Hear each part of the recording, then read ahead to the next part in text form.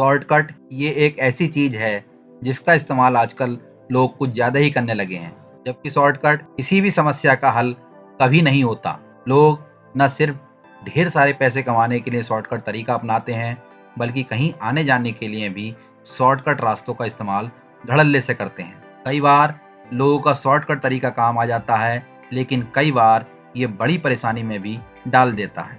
और उस पर एक सोशल मीडिया का बढ़ता हुआ जाल और उसके जरिए हुई दोस्ती जो आजकल बदल जाती है प्यार में, फिर सपनों की दुनिया और मिलने मिलाने का सिलसिला और बहुत सारे सपने। लेकिन हकीकत से बेपरवाह आज की युवा पीढ़ी इस दलदल में घुसकर अपना भविष्य, अपना कैरियर और यहाँ तक कि अपनी जिंदगी को भी खतरे में डाल दे रही है। शोभित एक गांव में रहता था।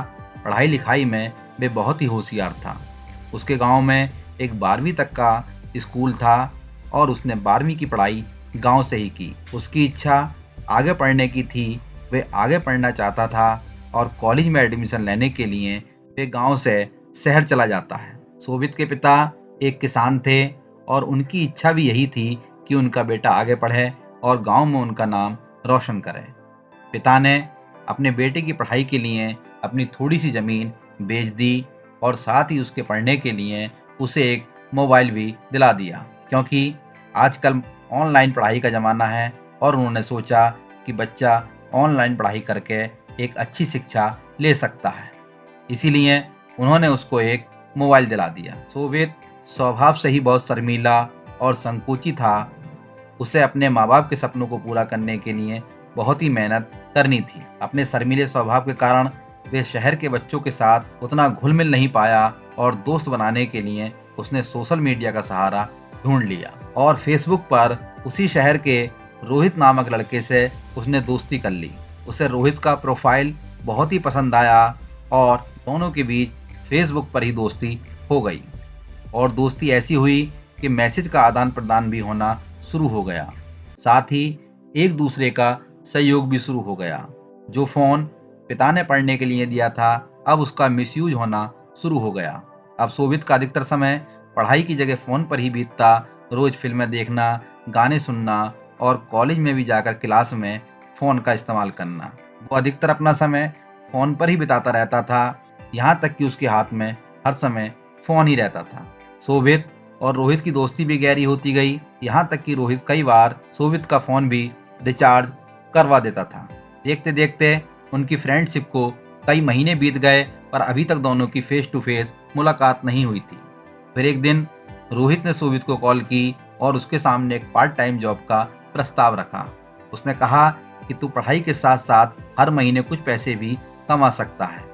यदि तू पार्ट टाइम जॉब करेगा तो तेरे परिवार का बोझ भी कम होगा, तेरा मन भी लगा रहेगा और साथ ही तुझे कुछ आमदनी भी होनी शुरू हो जाएगी। शोभित को रोहित का यह प्रस्ताव बहुत अच्छा लगा और उसने शोभित से कहा कि मुझे पता बताओ कि मुझे जॉब कहाँ करनी है।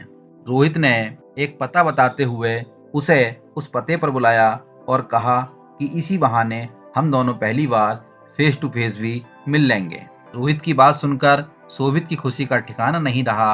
दोस्त से मिलने की खुशी और पैसा कमाने का अवसर मिलने की बात से वो फूला नहीं समा रहा था। पूरी रात उसे नींद नहीं आई और अगले दिन वे सुबह जल्दी से तैयार होकर रोहित के बताए हुए पते की ओर चल दिया। जो पता उसने दिया था वे शहर से कुछ दूरी पर था, इसलिए शोभित उधर जा रही एक बस पर सवार हो गया। 1 घंटे के सफर के बाद आखिरकार वो पूछते पाछते पते पर पहुंच ही गया। उसने पते पर पहुंचकर जैसे ही दरवाजा खड़खड़ाना चाहा, इससे पहले ही एक कार उसके पास आकर रुक गई। उस कार में से लगभग 50 साल का एक अधेड़ व्यक्ति बाहर निकलता है और कहता है कि सुनो बेटा, क्या तुम्हारा नाम शोभित है? वे कहता है, जी अंकल, मैं ही शोभित हूँ, बताइए मैं आपके लिए क्या कर सकता हूँ। उस व्यक्ति ने कहा कि बेटा, मुझे रोहित ने भेजा है, वे वहीं पर है जहाँ पर तुम्हें वो पार्ट टाइम जॉब दिलाने के लिए तुम्हें उसने फोन पर बताया था। रोहित की उस मालिक से मीटिंग चल रही है और उसने तुम्हें बुलाने को मुझे भेजा है। चलो कार में बैठो, मैं तुम्हें वहां ले चलता हूँ, वे व्यक्ति बोला। शोभित फौरन कार में बैठ गया और वो आगे बढ़ गए। रास्ते में दोनों में बहुत ज्यादा बातें हुई और उन बातों बातों में ही उस व्यक्ति ने शोभित को कोल्ड ड्रिंक की बोतल दी। सोवित ने वो कोल्ड ड्रिंक पी ली और कोल्ड ड्रिंक पीने के करीब 3 घंटे बाद जब उसकी आंखें खुली तो उसने खुद को एक पार्क में लेटा हुआ पाया। जैसे ही वो थोड़ा हिला तो उसे पेट के एक तरफ काफी दर्द महसूस हुआ और उसने पेट पकड़कर देखा तो वहां पर उसको कुछ लगने का एहसास हुआ। उसने जेब में देखा तो उसके मोबाइल और पैसे भी गायब थे। कुछ देर तक तो उसे समझ ही नहीं आया कि वो आखिरकार यहाँ कैसे पहुँच गया और वे व्यक्ति कहाँ हैं जो मुझे यहाँ लेकर आया था, और साथ ही रोहित का भी कुछ पता नहीं है। जैसे ही वे उठा उसको पेट पर एक दर्द का एहसास हुआ और फिर उसने अपनी शर्ट उठाकर दर्द वाली जगह पर देखा तो वहां पर एक चीरा लगा हुआ था। साथ ही उसमें हल्का हल्का ब्लड भी बह रहा था। उसका दिल बड़ी तेजी से धड़कने लगा। वे समझ चुका था कि उसके साथ कोई ना कोई अनहोनी घटित हो चुकी है। वे भागा भागा एक डॉक्टर के पास गया और डॉक्टर से उसने जाकर सारी बात बताई। डॉक्टर ने जैसे ही उसका पेट देखा तो जो डॉक्टर ने कहा उसे सुनकर सोवित के पैरों तले जमीन ही खिसक गई। उसके शरीर से एक किडनी गायब हो गई थी। सोवित की हालत ये हो गई थी कि उसे चक्कर आ रहे थे, उसकी आंखों के सामने अंधेरा हो गया और वो सोचने लगा कि क्या सपने लेकर वो गांव से शहर आया था। अब उसके पिताजी पूछेंगे तो वह अपने पिताजी को क्या जवाब देगा। वे वहां से भागा और भागते भागते वो पुलिस थाने पहुंचा। वहां जाकर उसने पुलिस को सारी बात बता दी। जैसे ही पुलिस ने उसकी बात सुनी तो उसे पुलिस ने डिजिटल दुनिया की सारी सच्चाई बताई। ये जो फेसबुक पर रोहित का प्रोफाइल था वह कोई युवा नहीं बल्कि वही अधेड़ व्यक्ति था जो उसे कार में लेकर उसके साथ आया था। उस व्यक्ति की स्थिति यह थी कि वे आकर्षक अकाउंट बनाकर शोभित जैसे लोगों को जो सफलता शॉर्टकट में चाहते थे और ऐसे छलावों पर विश्वास करते थे उन्हें फंसाता था।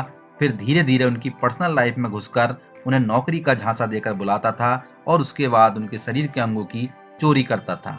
न जाने कितने सारे केस उस व्यक्ति के नाम दर्ज थे। सोशल मीडिया पर सोशल न होकर अगर शोभित वास्तविक दुनिया में सोशल होता तो शायद ऐसी नौबत ही नहीं आती। स्क्रीन के पीछे का सच अब आईने की तरह साफ हो चुका था। इतनी बड़ी ठोकर लगने के बाद अब उसने मोबाइल स्क्रीन पर अपना समय गंवाना बंद कर दिया। इतना सब कुछ होने के बाद अब उसको वास्तविक और आभासी दुनिया के बीच का फर्क अब उसकी समझ में आ चुका था और वो मोबाइल और सोशल मीडिया से बिल्कुल ही दूर हो गया। दोस्तों, मोबाइल या सोशल मीडिया कोई गलत नहीं है, परंतु यदि हम उसका मिसयूज करते हैं तो वे हमारे लिए परेशानी का एक कारण बन सकती है। ऑनलाइन वर्ल्ड में किसी पर आंख मूंद कर भी विश्वास करना आपको मुसीबत में डाल सकता है। इसलिए सोशल मीडिया और इंटरनेट को प्रयोग करते समय पूरी सावधानी रखें ताकि आपको भी शोभित की तरह कभी पछतावा ना करना पड़े। शोभित ने पैसे कमाने के चक्कर में शॉर्टकट रास्ता अपनाया था, लेकिन उसे नहीं पता था कि वो शॉर्टकट रास्ता उसको यहाँ तक ले आएगा और स्थिति यहाँ तक हो जाएगी कि उसको इस शॉर्टकट के चक्कर में अपनी एक किडनी गंवानी पड़ेगी। यदि वे अपना फोकस पढ़ाई पर रखकर केवल मोबाइल को पढ़ाई का माध्यम ही बना लेता तो आज उसके साथ इतनी बड़ी घटना घटित नहीं होती। इस कहानी से हमें सभी को सीख लेनी चाहिए कि हमें सोशल मीडिया और मोबाइल तथा इंटरनेट का प्रयोग अपने सुविधा के अनुसार ही करना चाहिए। उसका वास्तविक प्रयोग करना चाहिए, ना कि उसका मिसयूज। ये कहानी आपको कैसी लगी कमेंट करके जरूर बताना।